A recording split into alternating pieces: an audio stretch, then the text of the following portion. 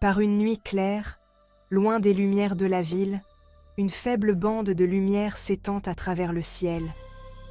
C'est la Voie lactée, notre galaxie natale, une vaste collection d'étoiles, de gaz, de poussière et de planètes. Nous faisons partie de ce ballet céleste, vivant sur une planète en orbite autour d'une étoile au sein de cette structure immense. Comprendre la Voie lactée nous aide à comprendre notre place dans l'univers et les processus qui ont mené à notre existence. La Voie lactée apparaît comme une bande parce que nous sommes à l'intérieur, regardant à travers le disque depuis notre point de vue, à peu près à mi-chemin du centre. Imaginez que vous êtes à l'intérieur d'une crêpe et que vous regardez à travers le bord. C'est ainsi que nous percevons notre galaxie. La faible lueur provient de la lumière combinée de milliards d'étoiles, trop faible pour être vue individuellement à l'œil nu. La Voie lactée, comme toutes les galaxies, s'est formée il y a des milliards d'années à partir d'un nuage géant de gaz et de poussière. Ce nuage, composé principalement d'hydrogène et d'hélium, les éléments les plus simples, a commencé à s'effondrer sous sa propre gravité. En se contractant, il s'est mis à tourner et en son sein, des régions plus denses ont attiré davantage de matière, donnant naissance à des étoiles. Au fil du temps, des milliards d'étoiles se sont allumées et la Voie lactée a commencé à prendre forme. Le nuage en rotation s'est aplati en un disque avec un bulbe central, où les étoiles sont plus densément concentrées. L'ensemble du processus, du nuage de gaz à la galaxie mature, a pris des milliards d'années, une danse cosmique lente et majestueuse. La Voie lactée est une galaxie spirale barrée, ce qui signifie qu'elle possède une structure centrale en forme de barre, d'où partent des bras spiraux.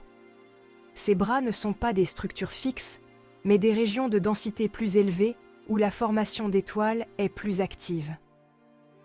Notre système solaire réside dans l'un de ces bras spiraux, le bras d'Orion, à environ 26 000 années-lumière du centre galactique. Le disque et le bulbe sont entourés d'un vaste halo d'étoiles plus anciennes, de gaz et de matière noire mystérieuse. Ce halo est beaucoup plus faible que le disque et contient des amas globulaires, des groupements sphériques d'étoiles anciennes qui se sont formés au début de l'histoire de la Voie lactée. Le halo abriterait également de la matière noire, une substance invisible qui interagit gravitationnellement avec la matière visible. Notre système solaire, une étoile que nous appelons le Soleil, en orbite autour de laquelle gravitent 8 planètes et d'innombrables objets plus petits, n'est qu'une infime partie de la Voie lactée. Il faut environ 230 millions d'années à notre système solaire pour effectuer une orbite complète autour du centre galactique.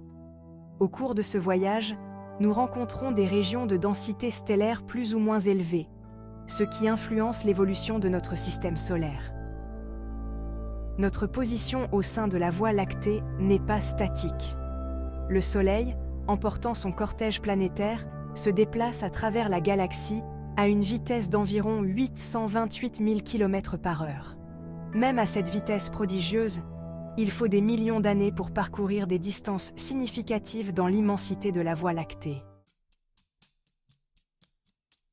Section 5. Percer les secrets galactiques. Les astronomes découvrent continuellement de nouveaux faits fascinants sur la Voie lactée.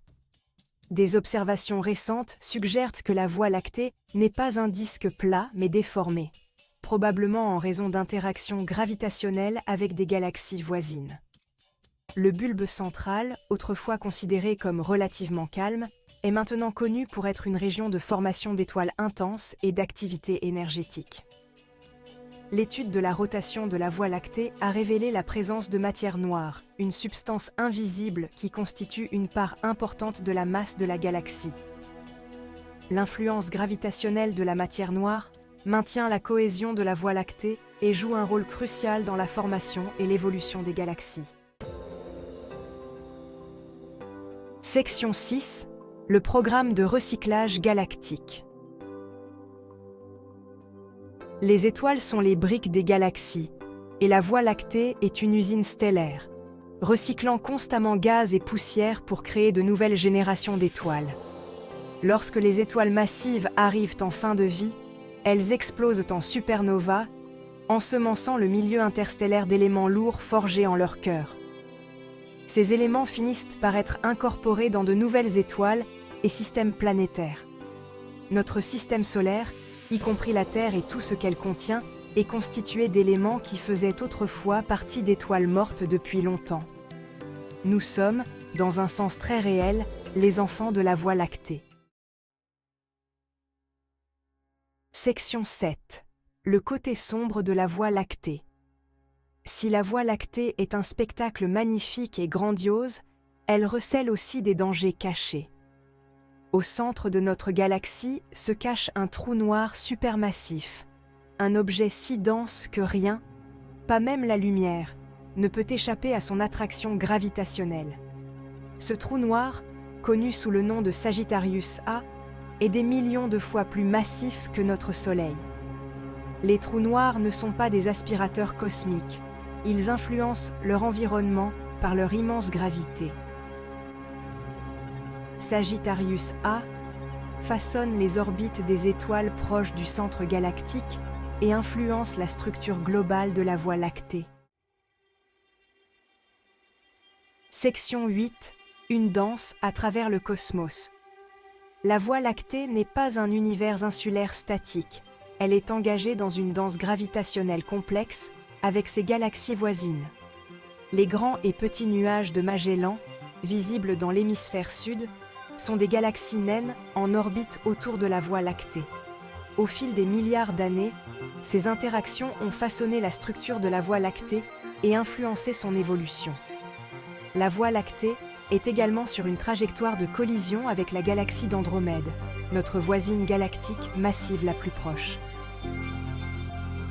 Dans environ 4 milliards d'années, les deux galaxies entameront une fusion spectaculaire, formant finalement une galaxie elliptique géante. Section 10. Écoutez la Voie lactée. Les astronomes n'observent pas seulement la Voie lactée en lumière visible, ils l'étudient également à travers le spectre électromagnétique. Les radiotélescopes détectent les émissions des nuages de gaz et des pulsars, tandis que les télescopes infrarouges percent les nuages de poussière pour révéler des régions cachées de formation d'étoiles.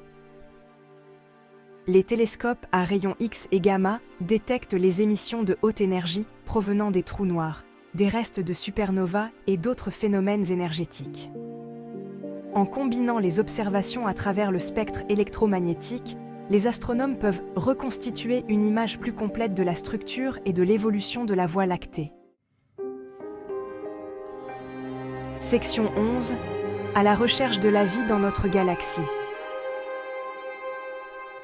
La Voie lactée, avec ses milliards d'étoiles et ses innombrables planètes, soulève la question fascinante suivante. Sommes-nous seuls ? Les astronomes recherchent activement des signes de vie au-delà de la Terre, en se concentrant sur les planètes situées dans la zone habitable de leur étoile, où les conditions pourraient être propices à l'existence d'eau liquide à leur surface. Bien qu'aucune preuve définitive de vie extraterrestre n'ait encore été trouvée, l'immensité de la Voie lactée et le nombre considérable d'étoiles et de planètes suggèrent que la vie ailleurs dans la galaxie est une possibilité. Section 12. Notre foyer cosmique, la Voie lactée.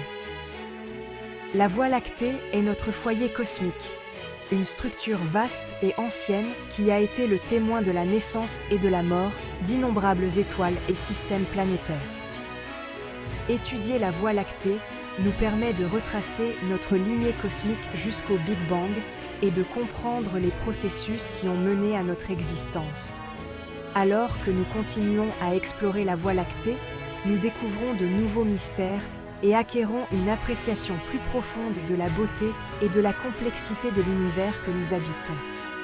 La Voie lactée nous rappelle constamment l'immensité de l'espace et les innombrables merveilles qui attendent d'être découverts.